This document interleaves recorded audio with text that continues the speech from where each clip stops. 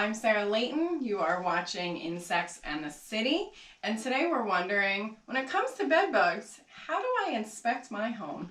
So in our last video of Insects in the City, we actually took apart a bed and inspected the sheets, the mattress, and the box spring to show you how to inspect those things. On this video, what we're going to be doing is inspecting a bed frame, a headboard, a nightstand, and an upholstered chair, just to give you an idea of how to inspect the different kind of obstacles you might encounter in your home and different furniture. So first things first, after I took the mattress and the box spring up, I have some things that I keep under the bed, some shoes and some wrapping paper, which might be typical in most people's homes. So we want to go over how to inspect these things as well. Because they're right under the bed, these might be typical hiding spots for bed bugs that go undisturbed. It might be a harborage. They might live in one of these pairs of shoes and then come out to feed and then go right back to this harborage and lay some eggs. So what I would do in this instance is really just look for everything we would typically look for. Are we looking for live bugs? This might be a place that we are likely to find some eggs that have been laid, some shed skins or those cast skins, and fecal matter. So I am checking the seams, which is one thing that we know bed bugs love. Let's push that aside. This is also a great texture. This almost feels like a dust cover, which is something that bed bugs do like. They like that rough texture. It's easy for them to crawl on, and it probably stays pretty warm.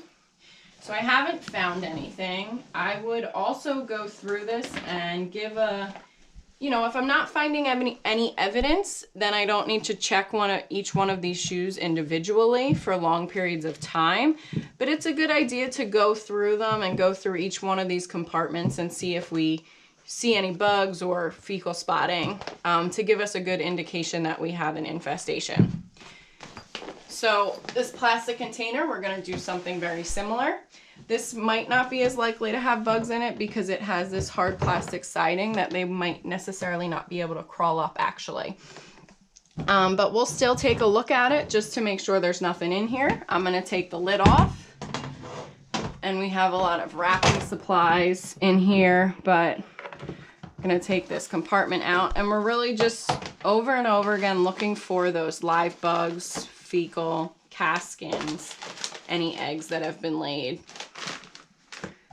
And we're just giving a quick look to see if we find anything. If we do find stuff, if we found bugs, if we found eggs, that is an instance where maybe in a case like the wrapping paper, we just throw that stuff out and make sure not to transfer it to other parts of the home.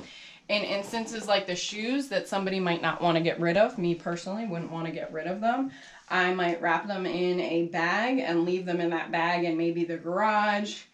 Put them in the dryer if they can go in the dryer without being ruined, but just make sure that I'm getting them out of the bedroom that they're in so those bugs aren't still moving around and living. I'm removing them from the situation. So now we have this bed frame, simple metal bed frame, which is something that we always suggest to people that are looking for a bed frame when they've had bed bug infestations.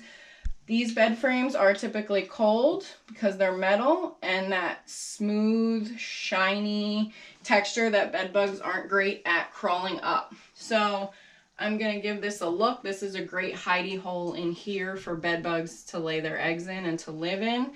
But other than that, we don't really have a lot of places on this bed frame that are out in the open or are hiding for them to hide in. I might want to check and make sure this end cap, if it pops off, I want to see if there's anything hiding in there. And then I'm going to go around the whole bed frame and do that as well. After the bed frame, we can check this headboard. Headboards are a great place for bed bugs to hide. A lot of times they have a lot of little cracks and crevices that to us seem really small, but for a bed bug, that's a great home. They fit in perfectly. This bed frame or headboard doesn't really have a lot of those cracks and crevices, but one that we might find bed bugs, to give you an idea of what we're looking at, is this crack or crevice right here where a typical bed frame would would kind of lock in. That's a great place for bugs to hide. And then I'd also go ahead and if I'm doing a full inspection, I am looking at the back of this, looking for any more cracks and crevices that might not be evident from the front, seeing if we have any bugs or eggs laid or fecal matter. So now that we have checked the bed frame, we've checked the headboard, we've checked the items under the bed, we can move on to checking the nightstand.